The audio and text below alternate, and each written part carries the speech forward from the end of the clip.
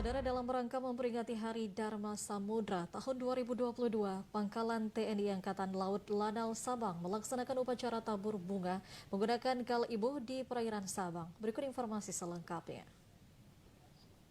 Kegiatan tabur bunga dipimpin oleh Komandan Lanal Sabang, Kolonel Laut Pelaut Ardi Sunaryo STMM, ditandai dengan penghormatan kepada pahlawan pejuang samudra dan pelarungan karangan bunga serta tabur bunga di laut.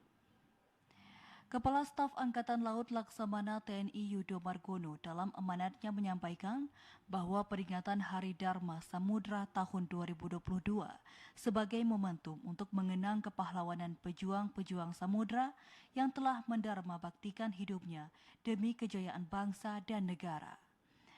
Momentum peringatan Hari Dharma Samudra kali ini kiranya memacu para prajurit menghayati, merasapi, dan meneladani nilai-nilai patriotisme, heroisme, serta kepemimpinan yang telah diwariskan oleh para pejuang-pejuang samudra.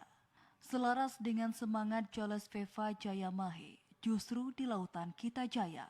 Kasal berharap agar setiap peringatan Hari Dharma Samudra dapat menginspirasi bangsa Indonesia untuk terus membangun dan membangkitkan kembali kejayaan sebagai bangsa pelaut. Bangsa yang irama nafasnya seiring dengan irama gelombang samudra.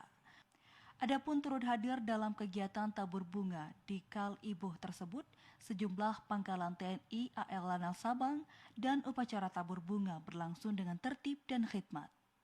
Dari Sabang, Mahfud Teveraca melaporkan.